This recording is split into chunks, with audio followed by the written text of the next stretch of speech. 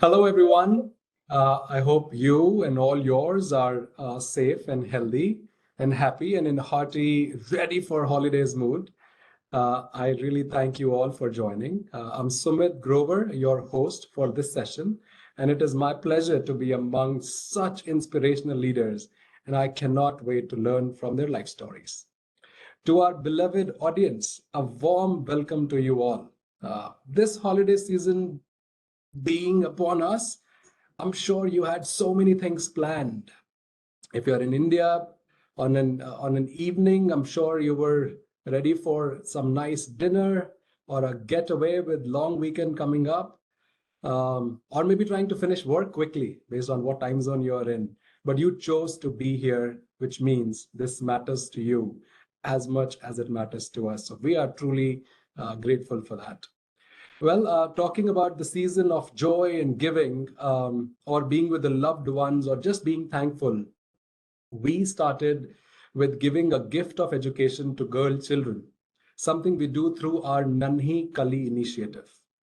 Project Nanhi Kali, as some of you know, the word Nanhi means small and Kali means bud, so little girls, is a participatory project where you can sponsor the education of an underprivileged girl child for a minimum period of 1 year. For as little as 70 US dollars, you can support a girl studying for an entire year. And as a sponsor, you will also receive the picture and the profile of the Nanhi Kali, followed by regular progress reports, I promise. If you wish to join this mission and donate this holiday season, please use the link that Ashmeet is sharing in the chat now.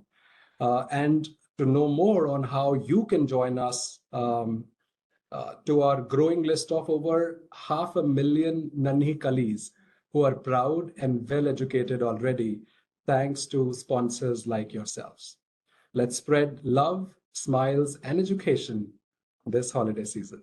All right, back to our session. Today marks a very special episode because it's the last episode of our season 3, Women in Leadership series. Debbie, I can't believe it's been 3 years since we started an honest chat about somewhat difficult, some controversial topics, all packed with power and experience. I'm deeply honored today to be joined by Andrea Chin, Nicole Little, and Christina Aguilera. What a cast for the finale indeed. Welcome to the show, and thank you so much for doing this with us today. We live in a world inundated with stereotypes of gender, age, name, beauty, confirmations, conformity, affinity, contrast, or just perception bias. I'm sure, like me, you have heard this many times. Be conscious of your unconscious biases. But how? While I was thinking about it, for someone like me who was born and raised in India, the realization started much earlier at home with my mother. Many of us have been doing a lot of things intentionally for our mothers, and I'm sure you can relate with this. Um, don't you think there are so many first lessons doing things for our mother intentionally, and it got us on a journey on changing the notions of unconscious bias. At least for me, it did. So I would like to thank my mother for this again, for bringing the intentional inclusion mindset, starting with her. Our goal today is to enable the building blocks for an open, flexible, and an aggregated environment which encourages inclusion. And I'm not going to bore you with my spiel on it. Let's hear it from the experts. So without further ado, let's kick off this holiday season grand finale with my dear friend and TechM's fearless leader, Debbie Menon, and our special guests, Christina, Andrea, and Nicole. Take it away, Debbie. Well, I'd like to start by thanking Sumit's mother for inspiring him to inspire us. So it has been 3 years of running these sessions, and it's really been fulfilling. Last spring, we ran a session on mind your cues. So the Q is the IQ, EQ, which is emotional intelligence, or SQ, which is social quotient. So I'm thinking today it would be really great if we could come up with a new Q and call it awareness quotient. So what do we mean by that? But let's go through today's session, and I think we're going to figure out what that means. But while you're doing it, think about your own awareness quotient and maybe try to rank it on a 1 to 10 and see where you are now, and we'll come back to it at the end. So the goal, as Sumit just said here today, is to look for tools that can help us become more intentional by including women. But including women is one thing, but doing it in an appropriate manner is another. So let's just go ahead and start making some introductions. Christina, why don't we start with you, introduce yourself, and then why don't you go ahead and introduce Nicole? Absolutely. Hello, everyone. Thank you for allowing me to be here with you today. I'm Christina Aguilera. I'm with Amazon Studios. I am also the president of Women in Technology Hollywood Foundation, which is a charitable organization that is really looking to grow the pipeline of women in the tech space, as well as support women in the industry. So we support local charities that reach young girls all the way up through adult women looking to get back into the workforce. We also facilitate conversations around professional development, mentoring, networking, and we consult on DEI initiatives as well. So that's definitely a passion area for me. And that's kind of a little bit about who I am. And I wanted to give you a little background about Nicole as well, because she and I have known each other for several years now. I first met Nicole when I worked at Disney Studios prior to Amazon Studios. I was immediately drawn to what a strong and honestly brilliant woman that she was, or is, definitely is. I loved her no nonsense personality and that she always spoke her mind. She reached back out to me several months ago to reconnect. And it was then that I felt like I really wanted to connect her with some of my colleagues here at Amazon Studios. I knew that this particular team really needed some female energy and that her experience and expertise would definitely fill some gaps that the team needed to fill. Once I made the introductions, I personally just stepped away and let them work through the process, but I loved observing from the sidelines as Nicole was able to navigate through the many options that she had in front of her to advance her career. My connections and actions with Nicole and this team were absolutely intentional, which I think is a great example of how we can definitely choose our actions and be intentional in how we proceed with our everyday activities. And with that, I'll pass it over to Nicole so she can tell you a little bit about herself as well. Thank you, Christina. Can everybody hear me okay still? Sure. Yeah, so hi, I'm Nicole Little. I am head of anti-piracy for Amazon Prime Video. As Christina mentioned, I came over from Disney, but I've worked in technology literally my entire career. So I moved from video games all the way back in 2008 through standard vendor technologies and then into now video content and distribution. One of the major areas that I've always kept in the forefront of my mind, though, is not only am I a woman in the technology space, so that can always be a little jarring, no matter where in the world I'm at. But also just because I'm feeling tensions or people's biases, I try and be very cognizant of the fact that if I'm feeling it, there are other people who are likely feeling similar or maybe even worse biases. So I try and use my both awareness and privilege that very few people will push as hard on me if I am outspoken or a little more forceful and requiring attention. And that's always been my focus pretty much outside of career even, is everybody else should get a chance. So that's why I liked the topic and why I enjoy working with Christina and really other people who have awareness that we need to make intentional choices in our lives, or else it just becomes kind of a weird gray area. Well, thank you for the introduction. Let's move it over to you, Andrea. Everyone. My name is Andrea Chin, and I'm the Executive Director of the Digital PMO for Ingram Micro. I've been here about a year, and prior to that, I was in Prestige Beauty, and prior to that, in financial services, but always in technology, and always the minority. So always usually the only woman in the room. And so I kind of got used to it, right? But you know what? I wanted to change that dynamics, especially for my daughter and her generation. And so a passion project of mine is sending the ladder back down for other women in technology. And so super happy to be here today to share some tools and tips and tricks. Back Well, to you, we're Debbie. super excited to have you, all of you, here today. So it'll be great. I was thinking about my career and was thinking about all the changes that I've seen, and I'm sure you have as well over the years. So I think the Me Too movement, the abortion issue that is still an issue, any cause that comes up creates conversation and it brings women's issues to the table. And I think that's when people are more open to change because they're more aware of the issues.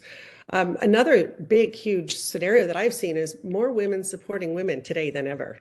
That was, trust me, not the case when I started my career. But it's people like Nicole and Andrea and Christina, when you speak up, you help us with tools in our arsenal, and that creates profound change. So I nudge all of you that are listening today to do the same.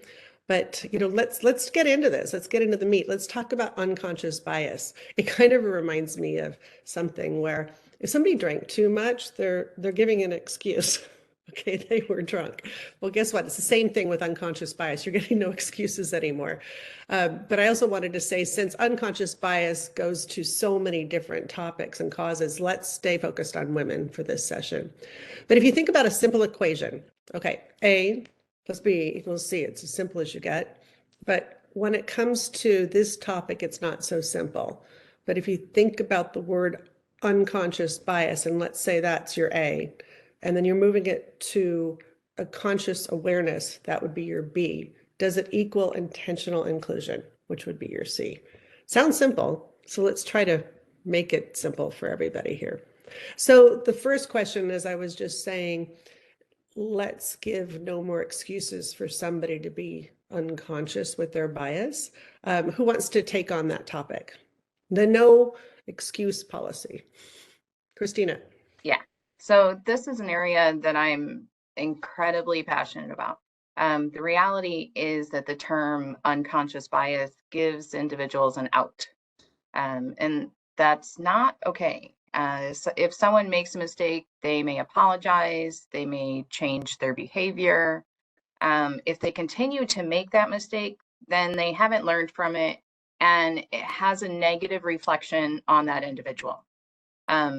And to me, it has that negative reflection because the term mistake has a negative connotation. With the term unconscious bias, there is no negative connotation.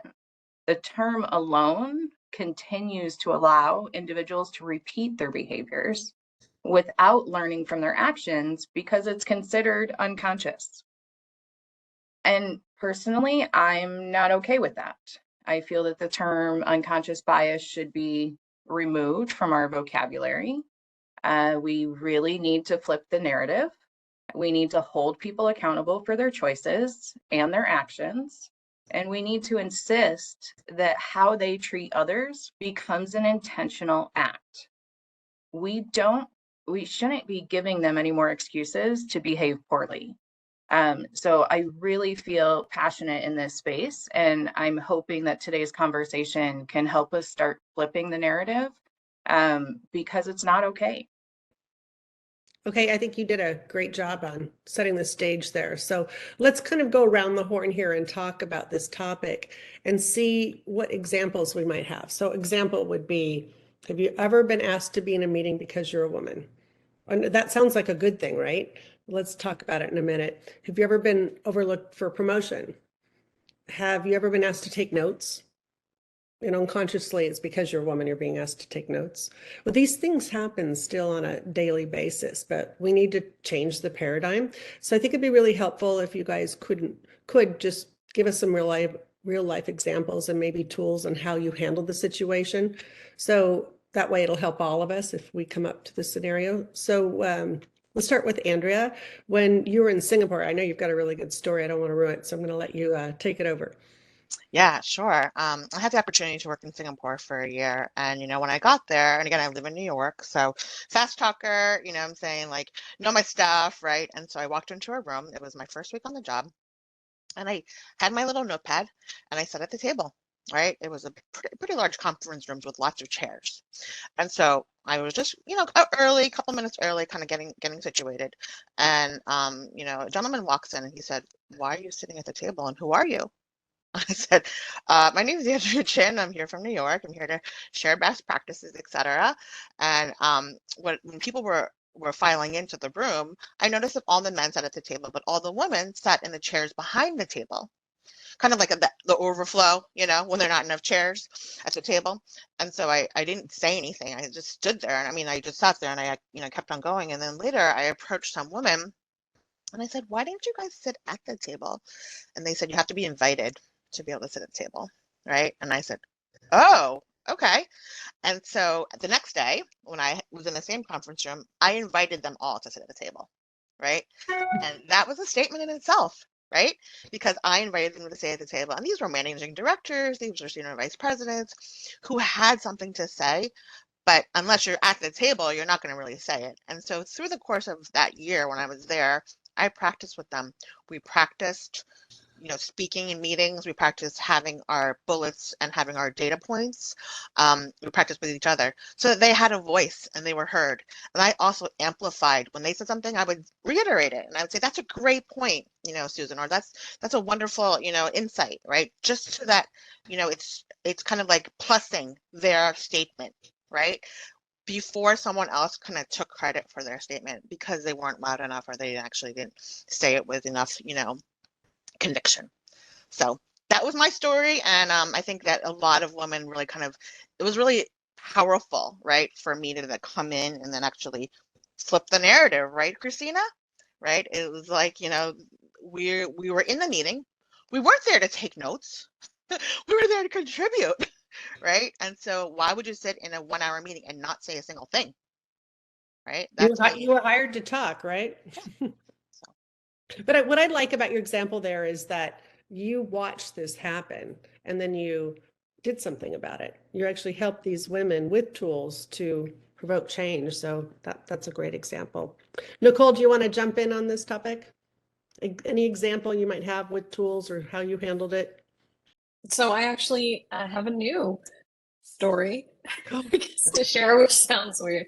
It's actually kind of a two-sided piece. So frequently, I've spent my entire life in the hacking community. I love technology, the hardware, anything that has to do with it. I want to be in the thick of it and want to know as much as possible.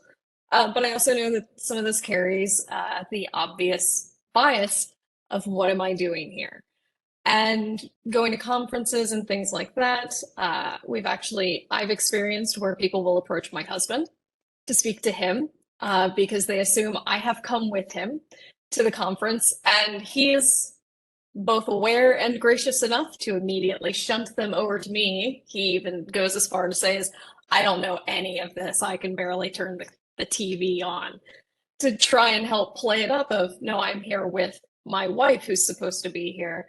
But I'd say that every time I go to a conference, at least once, I have the experience of meeting somebody and discussing what I work on and my interests.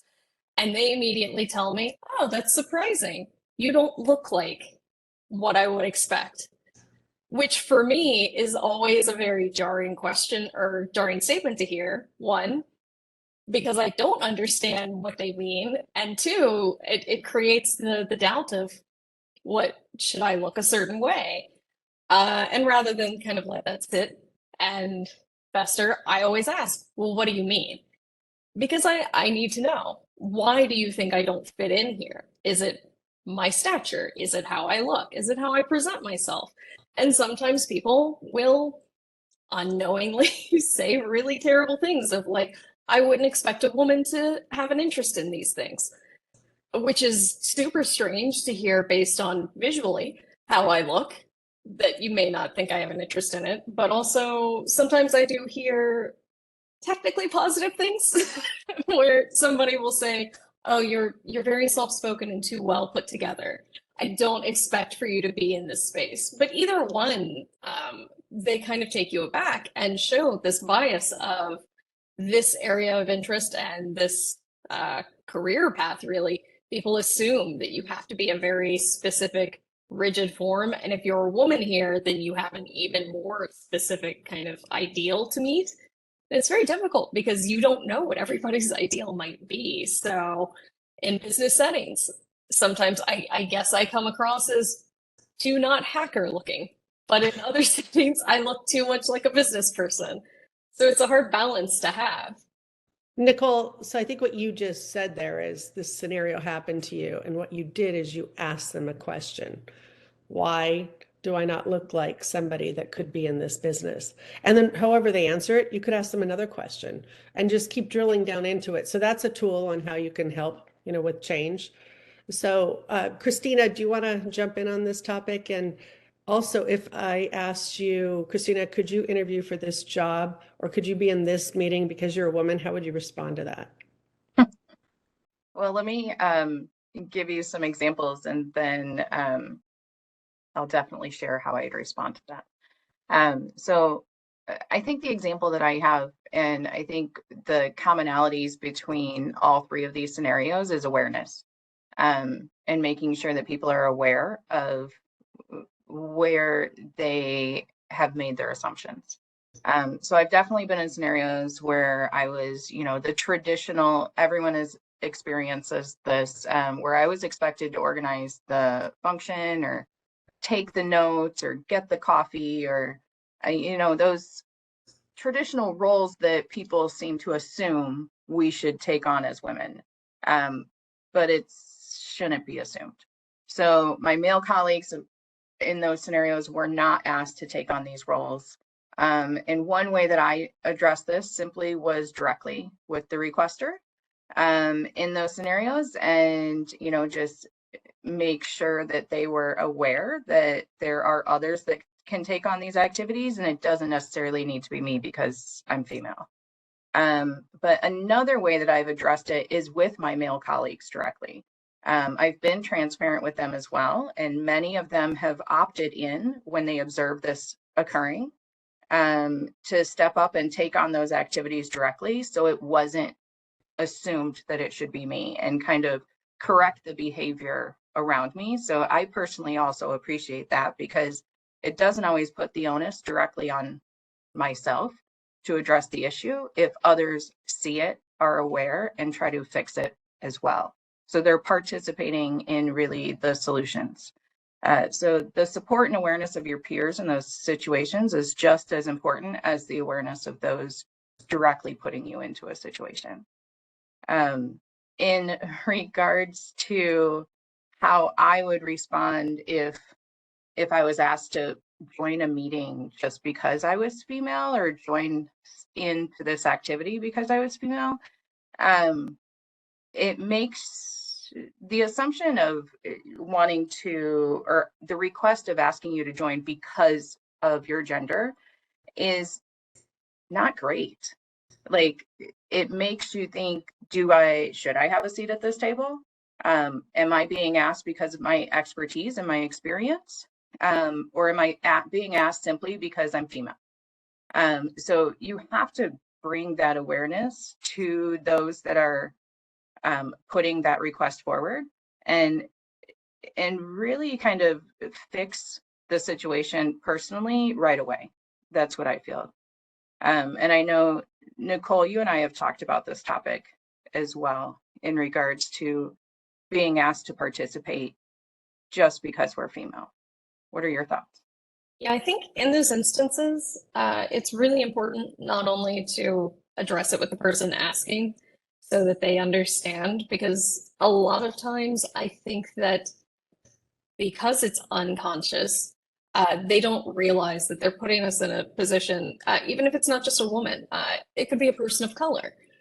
You're putting that person in the position of essentially having to rain on the parade but also having to kind of stand up for themselves. Because if you're asking a person to join a panel or a conversation or a meeting just based on an attribute about themselves they can't change, then it creates this expectation around it of, well, do you want me there because of my skill and my expertise and my presence? Or do you want me there because you want to show people that you have me? Not me as a person, but the body and the seat. And I think a lot of times people don't understand that while they're trying to be inclusive, they create that negative feeling of, so you're only asking me because I'm a woman, or you're only asking me because I'm from this country, if it's not specifically related to like that topic. And it just doesn't come up for them because they're like, but I'm trying to help. And what they don't realize is trying to help is like the best first step, but you have to try and help broader. So don't just ask me because I'm a woman. Ask me and 3 other people who also have these things. Like, very few meetings have a limitation of the number of people you can invite. So maybe invite some other people from other backgrounds to get a diverse kind of thought base. Because if you're inviting me just because I'm a woman, my opinions of whatever we're participating in immediately are going to be a lot more harsh or negative, because all I'm thinking is, well, now I have to prove myself, or now I have to work extra hard to essentially show you that I deserve to be here, irrespective of my gender or my nationality or ethnicity. So that's I think that's usually what I try and do. I think that's an example of somebody wanting to include you because they're a woman, so they're aware. But let's do it in an appropriate manner and say it's because of your skill set and you're a woman, and we thank you for that. You know what I mean? It's just about being aware and being appropriate, right? So let's kind of go through that equation I was talking about earlier on, which was moving from unconscious bias to actually being aware. So there are some people that can be aware, but they still might be biased and aware. Now that is actually called conscious bias, and that's also a thing. So thinking about this, Christina, let me ask you something. How do you change the paradigm of conscious bias? Now this is, I am aware, to intentional inclusion. And I want to say that Christina is the one who, let's just say, coined the term intentional inclusion. I'm sure you've got a story there. If you want to jump in on that, that'd be great. I think ultimately it was at a time of reflection several years ago. Personally, I had just completed a training on unconscious bias, and honestly, I was a bit annoyed by it. I just didn't understand how the term itself continued to allow the behavior, in my opinion. I really wanted action. I wanted change. So I was, just in that reflection, mentally challenging myself to determine how we change, like asking myself, well, how do we fix this? If I'm annoyed, others are annoyed too. Like, I can't be the only one that's noticing this. And to me, it started with removing the acceptance of the underlying behaviors. And in order to do that, we needed to flip the narrative, and we needed to make our actions intentional. Instead of allowing the unconscious actions, from that point forward, I began talking about intentional inclusion. And that was the term that, in my mind, removed the allowance of the behaviors and the actions. So I dropped it into conversations, I brought it up at conferences, and I figured maybe if I continued to change the narrative myself, then maybe it would catch on with others as well. So to me, just having this conversation today with this group is very rewarding, because I feel like there's still hope. We can do this. And by bringing awareness and, really establishing some mechanisms and some intentional actions in our everyday lives, then maybe we can have hope that this is no longer acceptable behavior. Well, I think it helps to have people like the 3 of you leading the charge, and it will make a change for sure.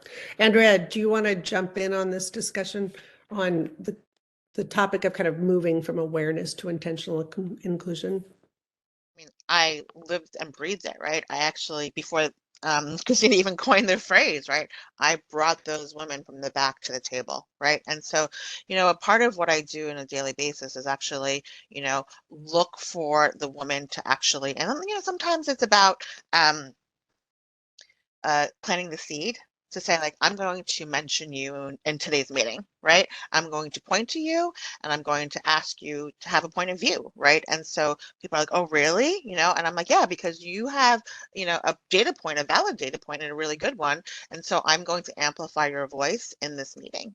And so the women are actually really thankful, right? That again, as a senior woman in the organization, I'm actually calling them out and helping them along in their journey and helping them by their confidence to speak in a large group, right? In a large meeting, because sometimes people are shy, right? And so again, I'm intending for them to actually be included, right? But I'm going out of my way. And sometimes it takes extra prep. Sometimes I have to help them find that data nugget. But again, how do we kind of get more of the women in the room is by, again, forcing the issue. So again, happy to do it, happy to have women mentees, and even interns, women interns, right? Again, we'll talk about this in a little bit, but in terms of candidate slates, so I do a lot of hiring, right? I make sure that I have a diverse candidate slate for the role, right? So it's not just that person has those skills, et cetera. I go out of my way to make sure that I have diverse candidates in the interview process for everyone to interview, just so that you could have the diversity of thought. Love it. Good job. Hey, Nicole, you're the recipient of intentional inclusion. Did you know that your friend Christina was doing this when you went through the job process? So I knew that Christina was kind of championing me through the process.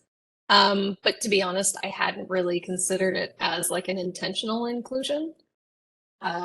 Because I try to see a lot of my interactions as this person sees that I can do this job or solve this problem the way that they're looking for. And that's why they've come to me. So it's both great that I didn't feel like I was being brought in just because I was a woman.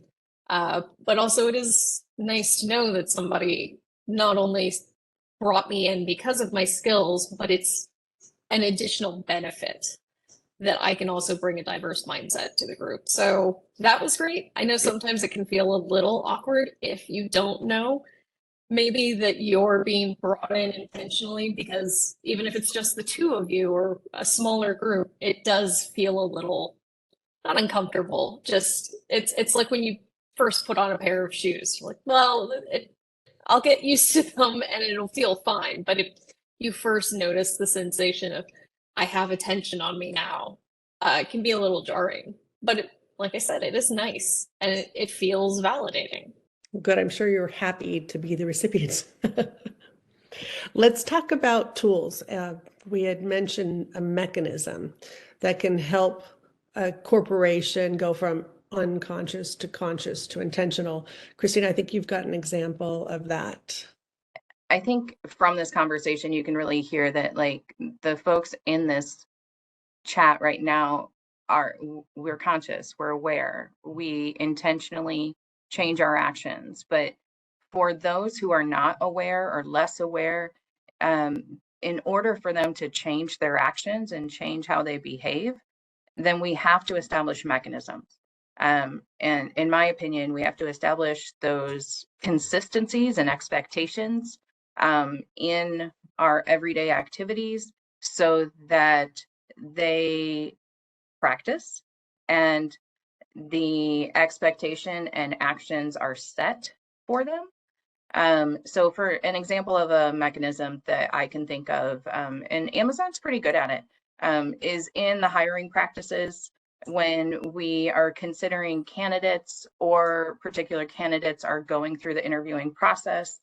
For example, if I'm a female and I'm going through an interview process, I want to see my representation. I want to know that there are others like me at this organization who I can talk to and ensure that it's a good fit culturally. So making sure that you have diverse interviewers, making sure that you have diverse candidates, that ensuring that we have those mechanisms throughout the hiring process, I think is a really good example of, just making sure that we are holding people accountable for their choices and their actions. I'm sure there's many other examples in our everyday work activities or personal lives where we can also establish some additional mechanisms to make sure that it's top of mind. Well, thank you for sharing. Debbie. Either one of you, Andrea, jump in. Yeah. So we have an Ingram Micro Women's Forum, right, where the women come together once a month. We have quarterly events, and we've actually launched a program called Push Plus Promote. So 3 Ps, right? Pushing folks, again, to be more comfortable with being uncomfortable. Promoting women, so actually bringing, female candidates to, the table in terms of put your name in the hat, right? In terms of going for the promotion or going for the, the stretch assignment. And then plus is, again, like what I said, right? Plus somebody in a meeting. If someone says something, say that's a great idea, or say, we didn't think about that, right? And tell us more, Debbie, about that, or tell us more, Nicole, about that idea, right? But plussing someone's idea publicly is a great way to kind of like elevate them as well. So that's a program that we're really spearheading within Ingram, and I think it's gonna really be helpful because we have DE&I metrics that we're gonna have to hit, right, in our scorecard, right? So women leadership at the top, right? Women leadership in different divisions, percentages that we want to meet, as part of our goals. So it'll be interesting to watch it, kind of going into January and throughout 2023. I love that example. And I think Pranav just put it in the chat for us all to remember. I'm going to jump into Nicole for a second. You are part of the UCLA Executive MBA program, and I know you talk a lot about some of these issues there, but you'd mentioned something to me about white men start at 0, diversity starts at -1 or -2. Okay, what does that mean? So I will say this is not an official UCLA Yes. idea, but it's something that in kind of the spaces with the other executives in the MBA program, we have had to discuss with our classmates, especially our white male classmates, that when they walk into a meeting, no one assumes less of them. Unless they've done something terrible and everybody knows about it, no one assumes that they will not be able to perform at the level that is expected. However, when you come into a space as a woman, a person of color, sometimes even somebody who has a name that sounds unfamiliar, you're already at below baseline. So on kind of if you were to look at the scale, your standard white man in a corporate environment, he starts at 0. And women and people of color and people from disadvantaged or underserved communities, they already start far below 0 because they have to work just to get up to, I am just as good as you, which is a really tough road to hoe when you have to think about it both internally, because it does make you question, am I really as good as these people? And those are terrible kind of concepts to have in your mind, because you should never think of yourself in the concept of as good as, because you are as good as you. So like it does create that negative kind of headspace, but also it creates the burden of, I maybe have boundaries in place, but I'm going to feel not obligated, but it's going to make me feel like maybe I need to put some of those boundaries aside so that I can prove that I should be here. And that's never a place that you want to have anybody. So trying to be aware of that as you conduct business and as you have group interactions is really helpful, because sometimes people don't, unfortunately, they don't know that they are coming in at that negative in some spaces. They may not know that people are not giving them as much weight because of their name. And so kind of banding together. And even sometimes you need to tell your team, like, look, I know I'm a woman in this space, so people are sometimes going to give me a hard time. But, you're from these cultures and backgrounds. So some people may have an assumption about you. And we want to make sure that that also doesn't proliferate throughout our team. So if you see something, say something. And if I see something, I'm going to say something. That way we can create a safe space for all of us to try and just do our best instead of trying to perform against this imaginary kind of milepost that we don't even know where we are in relation to it. But I think that is such a good topic to just bring up right now, because that's something we don't know is actually happening. We're not conscious of it. And what I have done a few times, I've called some of my colleagues and I said, do you mind, doing XYZ when we're in a meeting? Because that will help me. Let's just say I wasn't conscious of walking into a meeting at -1 or -2, but I know that I am. So I've asked them to help support me by asking me a question or pontificating on something I just said. So that's something that I think we could all continue to work on. It'll help them understand it better as well. So Andrew, I'm going to move over to you. The topic of unconscious bias, it's not just for women. We know that. I kind of said that at the beginning, but I just wondered if you want to talk at all about any tools that you've learned on the topic of like race and diversity and how you may have handled that in your past or seen with other people. Yeah. So again, I'm Asian. You can see from my face. I'm a woman. I'm a mother, right? And You're a so mother? I'm a No. mother, yes. And so, sometimes I got chosen as that diversity person, right? Oh, we need a picture. Call Andrea, she'll come and be in the picture, right? And so it's, I always kind of got tagged as that. And but I played it up, right? I played it up, right? Because I wanted people to understand that, okay, I'm not here just because I'm Asian, or I'm not just the only woman in the room because of I'm a woman, right? Because of my sex, right? Um, and so again, I've always made sure that I said something smart in the meeting, right? To kind of, oh wow, she actually really does belong here, right? Not because she's a woman, because she has a point of view that matters, right? And again, I always say it's Andrea in a sea of men, right? And so when I walk into the room, it's like that. But again, it's really practice, right?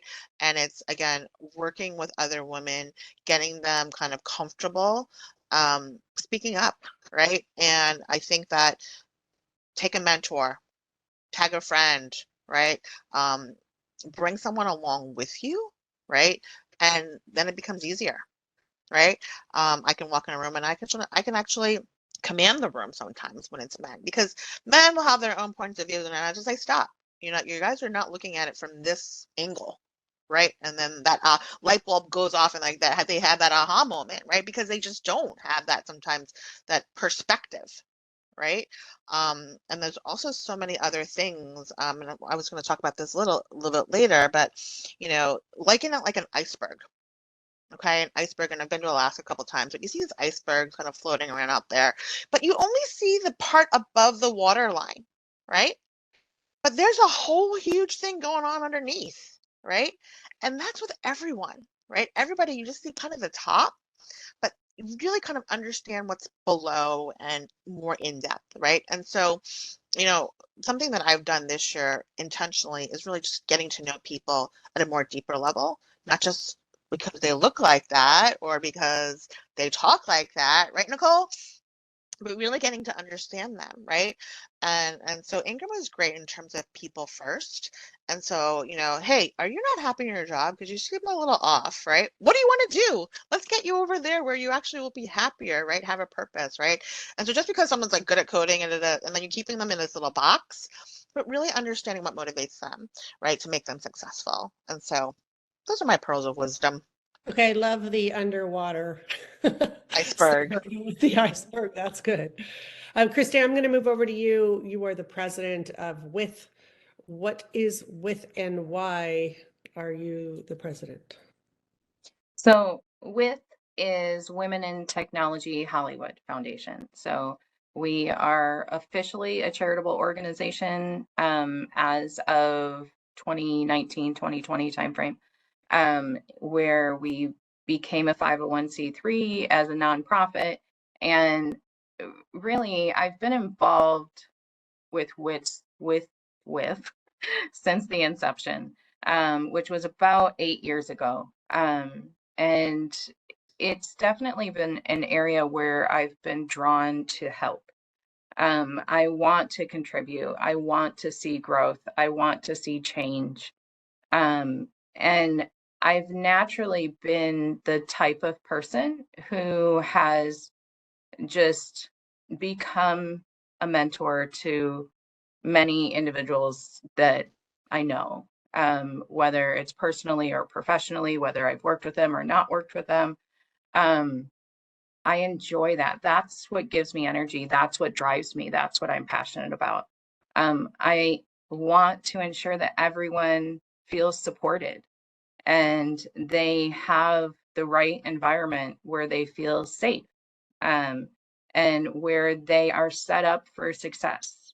And there's so many different ways that we can approach this, but I think at the core and at the foundation, it all comes down to awareness. And how can we make change? And it's by growing the network, it's by growing the awareness in this space to ensure that people have the right environment and the right culture, and whether it's personally or professionally, and they have the right support system around them. So WITH is an area that I've been able to really hone that energy. So when they came to me a couple years ago about being president of Women in Technology Hollywood, I definitely was humbled because I didn't see myself able to take on that responsibility, but had the support around me as well to take the risk, take the jump. And it was something that I had to think about, but definitely felt it was important to make sure that we can grow this space and continue the conversation and ensure that everyone feels strong enough to have the conversation and bring up the topics and be candid and be honest with each other. So it's an area where I've really enjoyed the past couple years being president. We've grown to 6,000 members now. We are definitely seeing change in the space and awareness. So if others would like to continue to join on my path here with Women in Technology Hollywood, we do have a website, withollywood.org. Feel free to jump in there, check it out. There's a lot of information, as well as you can join our weekly, you can subscribe to our weekly newsletter, and actually join in on our committees as well and contribute directly. Pranav, do you mind putting that in the chat? That was Hollywood.org. Oh, Ashmeet's already on it. Thank you for that. Nicole, I'm going to go over to you for a second. No, I think we've done a good job of defining unconscious bias, and we've talked about awareness, we've talked about tools and mechanisms, et cetera. And what I'm kind of hearing is that when something happens, that you're suggesting that we handle it and take care of it right then, and that becomes a confrontation. So what if you're not comfortable with confrontation and you don't feel safe bringing up the issue, and you might be scared of retaliation or whatever topic it is, or what you look like by doing it, or anything? So what would you suggest to some people that might be uncomfortable? Excuse me. Yeah, that's always going to be, I think, at the forefront of a lot of people's minds, is I don't want to make myself uncomfortable, and it's totally understandable. Like you kind of mentioned, I'm far more upfront and direct about it. I need to address it immediately, because the way that I understand how people work and how brains work, immediacy is important to cement whether or not this is or is not a mistake. So you've made a mistake, we should address it now before your brain has time to kind of let it dissipate out. But that's not always going to be the right choice for personalities and things like that. So in those cases, I try and tell people, as Andrea had mentioned, have a friend with you. You have to have a support system, because if you don't have any kind of framework or structure there, it can feel daunting and burdensome to even try and stand up for yourself, because it's just you against this unknown size of an entity. But also, in those instances, take time to find people within the company, even if it's a mentor to reflect with. Usually it's better to have them outside of your immediate organization, because then you can get a little more perspective from other people who are working in parallel with you. And sometimes you do have to kind of touch base with HR. And I know that a lot of people have had discussions with HR teams or representatives, and it doesn't always result in anything, or it doesn't result in something that you feel is meaningful or impactful. But at least you've done it. So I always count that as, well, I've checked that off my list. And if that's not working, then find other ways. And sometimes you kind of have to do a little background work of meeting with other people to see, like, do you also feel this? So like I've had lunches with other female coworkers to see, like, has this person interacted with you the same way? Because I want to make sure I'm not a specific target, or it's not just like maybe I overanalyze something. And that can also be really helpful, even if there's not something you can do to fix that person's behavior. Having somebody to at least commiserate and discuss this with, decompress, and potentially even kind of plan for future support, I think is really important, and it helps bring you back from that verge of feeling burned out and hopeless. You know what I like there? You know, when we get a puppy and you're trying to train your puppy and he has a little accident, that you need to tell him right then. But that doesn't always happen. It's kind of what you just It's the said. immediacy. No, the immediacy. You just did it. I'm going to respond to it. No, thank you for that answer. It was a good one. Sumit, I'm going to put you on the stage for a second. Are you ready? I'm not really even sure of my question. You're sitting here listening to these amazing women in the marketplace talking to us about this subject. Have you learned anything from them? Are you going to change anything? Do you need to? I'm no doubt your awareness level was already very high, and I've seen you do intentional inclusion, but is there anything you want to talk about from a male perspective? Yes, my intentional inclusion is definitely not enough. I can say that in a very unconscious way, my intentional efforts are very, very little. I need to be more intentional. I need to talk a lot more about this. Every opportunity that we get. The reason why I brought the mother example is because I would strongly recommend everybody, whether man or a woman, please go and talk to your mother. You will find so many such examples. We've seen this. From a very young age, we all intentionally have done something or the other for our mothers. And there's so much to learn from all of you sitting here. There are so many examples that are coming to my mind listening to either push, plus, promote, Andrea, that you said, and examples, Nicole and Christina, that you gave. All I can say is in our team meetings and the next hire, there's going to be a big, big visible change. So thank you for putting me on the spot, Debbie. Loved it. With only a couple minutes left, let's do this quickly. Let's go around the room here really fast and just do a quick 1 to 3 takeaways that you want to leave us with, any do's or don'ts, or what's acceptable, what's not, whatever comes to mind. Who wants to go first? Andrea. Okay, so I wrote some stuff down. Number one is be an empathetic leader, right? You never know what's going on at home. You never know what's going on, behind the scenes. So really kind of take a pause, right? And so some people have a bad day, right? And so, again, don't take just one bad day, really be an empathetic leader.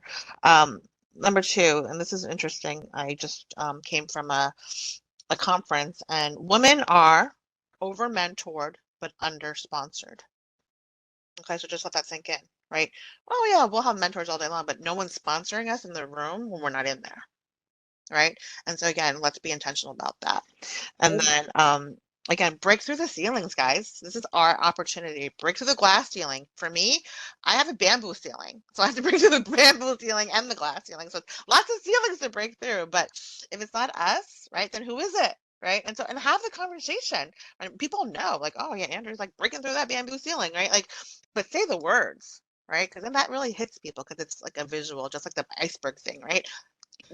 When you say those words, then people are like, oh, she's right, So those are mine. Great. Nicole. I'm gonna follow a little bit on Andrea's there with the women are over-mentored but under-sponsored. Sorry. I'll say that in that space, when you think about maybe taking on a mentor or a mentee, you kind of have to think of it in different spaces. Like a mentor is going to support you, but a sponsor is going to support you when you're not there. So they're the person who is going to recommend you for things. They're your champion. And if you can be the sponsor for somebody else, that's always really helpful. Similar to what you said, send the ladder back down. My husband and I have always thought of it as make sure if you get through the door, hold the door open for everybody else. So that's kind of a similar thing of, look, if my words and vote of confidence would help somebody, then I feel obligated to speak up on behalf of that person. So if you're in a mentorship space, remember, it's not just mentoring. Sometimes you also need to speak up and sponsor somebody because other people may not even consider that person. So you can kind of act as an advocate for them. Thank you, Nicole. So we're at the top of the hour. Christina. Be really quick. I have 3 things, and it's all about enacting change. So I believe, number 1, we have to address it. We have to build awareness. We need to be brave. Number 2, we need to create the mechanisms so that those who are less intentional have the opportunity to practice. And number 3 is supporting others around you. Just like Andrea and Nicole said, it's not just about the mentorship, it's about the sponsorship as well. And it's about making sure that people feel supported and feel safe. So those are my 3 things. And I think it's possible. I think we can get there. I love the quick takeaways. So let's go back to the beginning of this session. We were talking about mind your cues, and if we created a new cue, which is awareness quotient, did you rank yourself on a 1 to 10 where you were with your awareness? Did you learn anything? I just want to leave everybody with that just to ponder. But I do want to thank you for coming on today, for your words of wisdom. Like I said, this is going to be a thing, intentional inclusion. Use it in your social media. Talk to people about it. Let's get it circulated and make a movement on it. We want to thank Christina for that. So Andrea and Nicole, thank you as well for joining and sharing your thoughts. Anything else? City, anything you want to say? Well, thank you for coming. Have a great day and happy holidays to everybody. Debbie. Thank you. Thank you, everyone. Thanks, everyone.